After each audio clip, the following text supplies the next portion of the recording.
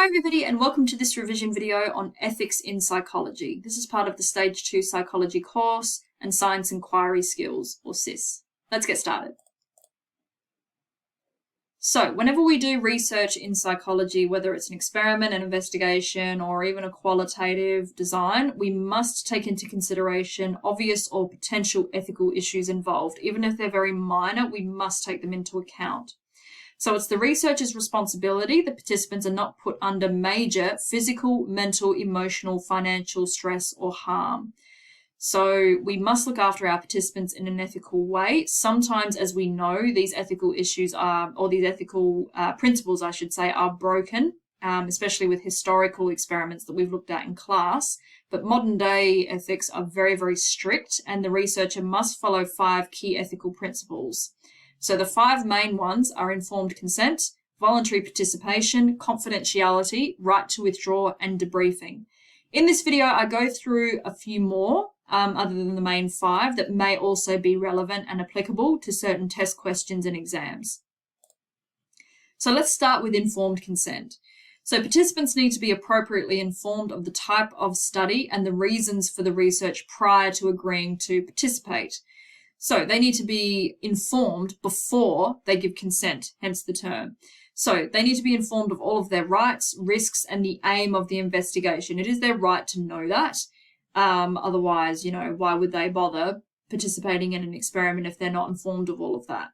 They also need to be informed at this stage of their right to withdraw. So before they consent, they need to be told that they can withdraw, or in other words, pull out of the experiment with no questions asked. It should be in the first language to all participants. So if someone, for example, English is not their first language, they need to bring in an interpreter to make sure that it's absolutely clear to the participant what they are agreeing to. That is the researcher's ethical obligation. Now, informed consent must never involve bribery or coercion. So bribery is paying participants in addition to what they would normally get, or, offering them $50, for example, to participate. That's taking advantage of their financial situation, and that's a big no-no in psychological research. And we're going to look at examples of that and when that was taken advantage of in Stage 2 Psychology later this year, or if we have already, you'll know what I'm talking about. It must never involve coercion either. So if you participate in my experiment, I'll make sure that you get a really good grade, or I'll put in a good word for you, or things like that. That's coercion, all right, which is not ethically appropriate to get participants to agree to being in an experiment. So informed consent, it must be totally their own choice with no bribery or coercion or no other reason to participate that the researcher has imposed. A consent form is absolutely essential. So verbal consent doesn't cut it anymore, all right? So a consent form in writing is absolutely essential. It is a legal document in the psychology world. So must get a consent form. Again, verbal consent is not enough in this day and age. And participants under 18 must have parent or caregiver consent because they are minors. So the parent must actually give consent for them to participate. So voluntary participation leads very well off of informed consent. They are quite similar. So the researcher needs to ensure that participants' consent to be involved is entirely voluntary. So again, there's been no other excuse or reason as to why they want to participate. So they can't, again, be bribed, they can't be coerced, and they can't be threatened either. So if you don't participate in this, you'll fail. Or if you don't participate in this, you'll come to harm or something like that. Obviously, that's very, very unethical practice. So that can't happen. There also needs to be no negative consequences for refusal. So if someone goes through the informed consent process and doesn't feel comfortable participating for whatever reason, there should be no negative consequences for someone refusing to participate. So it needs to be totally voluntary, based solely on their own, free will to join, all right, with no bribery, no threats, no coercion, and no negative consequences if they decide not to. Now, confidentiality. This is sometimes referred to as privacy. Both are correct. So participants have the right to privacy, so any details of their involvement cannot be disclosed unless written consent is obtained. So sometimes, in some instances, we may disclose a person's name or their details, but only if we have their written consent as part of the informed consent process. But that's fairly rare, especially nowadays.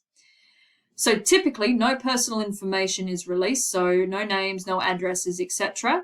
Some people can remain anonymous. This is particularly relevant in qualitative designs and focus groups. They may give themselves an alias or just choose to remain anonymous and not actually share their real name with the participants in that particular investigation. That's totally acceptable. Often, ID numbers are allocated to participants. So participants will be given a random ID number, and that's what they're known as. So when they then put their data down on handouts or worksheets, etc., that is the ID number that they're known as to keep the results confidential. Now, this applies not only to the storage of data, but also to the access of data and the publication of results, because the whole point in doing research in psychology is to gather results so then we can publish them so other professionals and other psychologists can learn from the experiments and investigations being done. So we have an obligation and a duty to publish our results, but obviously we need to then maintain our participants' privacy and confidentiality in doing so. So yes, we'll publish the results, but often we won't know obviously the intimate details of who was used. We'll only know the demographics or their ID numbers. Obviously, again, with written consent. Sometimes when we film our participants, we may blur their faces or we may blur their identity. You would have seen that before, I'm sure, on TV and things like that. Back in the old days, that wasn't actually a legal requirement, whereas it is now. So when we film participants, we need to get their consent to show their faces, or if they feel more comfortable having their faces blurred, that's fine as well. But it is quite rare for experiments to be filmed in this day and age because there's just too many issues with confidentiality. So, right to withdraw. Pretty much as it says, the researcher must inform participants that they may withdraw from the study at any time without giving an explanation. So they don't need to give a reason as to why they want to pull out of the experiment, in other words. Doing so should not incur any negative consequences, and it should be an immediate decision. The only exception to that is if they were to withdraw at that very moment, if they, are a danger to themselves, if they're hooked up to equipment or things like that. We would then obviously disconnect them from the relevant equipment, like EEGs or something like that, or heart rate machines, and then they're free to leave. So that would be the only time they can't leave immediately, only if their immediate safety was in danger. Now, sometimes, depending on obviously what it is that we're actually investigating or experimenting on, if we can see that a participant is under a huge amount of stress or de-stress, or they're really not coping with the experiment at all, the researcher will withdraw the participant themselves. So that's also a legal obligation of the experimenter or psychologist, that if they recognize that the participant or participants are under, massive duress or massive distress, they themselves have a legal obligation to withdraw them themselves for their own personal safety. Now, debriefing. This occurs after the investigation or experiment is completed. A common mistake that students make is they think debriefing happens first. It doesn't. That's informed consent. This occurs after the experiment is completed. During this process, the participants are debriefed of the purpose of the research again, so they're reminded of that again. The researcher will then explain the process of what will occur with the data. So they will often give the participants the opportunity to see the data first, or be able to read the published results first, or at least let them know when they can access it and how they can access the data, because of course the participants will be quite interested in reading what the results were. It's also during this time that the researcher will answer any questions that the participants may have, and if necessary, organise any follow-up care or psychological treatment from the experiment itself, but that shouldn't need to happen in this day and age. It's also very important during debriefing that the researcher informs the participants of any deception, or if they were lied to, in other words. Even if it's only very minor, they must tell them in debriefing. Because sometimes, as I'll talk about in a minute, sometimes it is necessary to lie to our participants in order to get valid data. So any form of deception or any lies that were told, we must tell them in the debriefing process. So some other ethical considerations that may be relevant.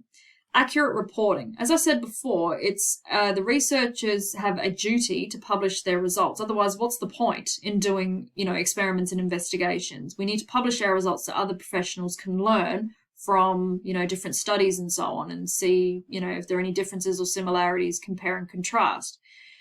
So in line with that, we obviously need to give complete information about the research. So we can't lie or fabricate our results and or take credit for other psychologists or researchers' work. So if we work with other psychologists on a particular experiment or a project, which is again very, very common, we need to acknowledge them in the publication of the results. And we can't just lie to make our results seem more significant or better than they actually are, because that's highly unethical because it's inaccurate. Now, like I said before, deception sometimes is necessary in order to get valid data. So sometimes we need to lie in order to establish valid data, but we only do this if there's no significant physical, emotional, psychological, financial, or social harm that comes to our participants. So also, we only lie to them if there's no other way to achieve the aim of the research. And again, like I said before, we must tell them in debriefing if they were lied to or not, even if it was very minor. So when it comes to deception, when it comes to, in fact, any psychological research or investigation or experiment, often what happens is a proposal is submitted to an ethics committee, all right? And the ethics committee is, informed of everything that, is intended to happen in the experiment or the investigation before it starts. And the ethics committee actually need to approve whether the experiment or the investigation can go ahead. So if there is deception involved in a particular experiment or investigation and the ethics committee see it as too significant of harm that would be, placed on participants, they will deny the psychologist that can actually go ahead with it. If it's not significant and it is necessary to establish valid data and there is no foresight in significant harm being done, then the ethics committee will approve it as long as the participants are told in the debriefing process. So general well-being is what I like to call the gimme. So if you get a question on ethics in a test or an exam, generally speaking, pardon the pun, you can apply general well-being to it. So let's go through what it means. It's the well-being of participants, or the well-being of participants needs to always be taken into account before, during, and after any research study. So just their general well-being and their personal safety and, their psychological well-being as well. So researchers must ensure that no general harm is coming to the participants, nor any potential consequences after the study is completed. So obviously during the experiment, it's the researcher's responsibility to make sure that they're not, in any harm, but also after the experiment too. So if the results are published and, that person's reputation is then tarnished, or, personal details are released and then they lose, financial gain, or they lose a job or anything like that, that comes under general well-being of the experiment and the investigation. Another example, all right, it's not ethical to make children eat unhealthy food for a long period of time to measure activity levels. The children could stay overweight, which could then impact on their health, or they may develop, health issues regarding that. So that comes under just general well-being of participants. It is also worth mentioning the use of animals in research. So the Code of Ethics in Australia with regards to using animals in research is extremely strict. So what the researcher needs to consider are the following: making sure the welfare of the animal is priority, and the use of the animal is actually justified. Is there another way that we can actually find out the results without having to use animals at all? Very important, obviously, avoiding pain and distress in the animal, and obviously that wouldn't fly with an ethics committee at all. If there was going to be obvious pain or distress imposed on an animal, it would never be allowed to be conducted. And knowing the correct maintenance and care and handling of that animal. So how we take care of a dog or a mouse is very different to how we take care of a snake, for example. So we would obviously need to be trained to know the correct maintenance, care, and handling of said animal. We do use animals in research in psychology because it can be very useful for drug trials, it can be very useful for behavioural trials, etc., and also cognitive and brain scans and things like that, and see if there's any similarities between different species. And obviously, if we just want to find out the psychological or, behavioural patterns of said animal, we obviously need to do research on them. But the Code of Ethics in Australia is very strict with this, and they are very well taken care of, and it is against the law to impose pain and distress in psychology and psychological research when it comes to, psychological issues or, harming animals and so on and so forth. So we're very lucky in Australia that it is very, very strict, and the animals are in the best of care when they are used. So I hope you found this video useful. As always, if you've got any questions, let me know.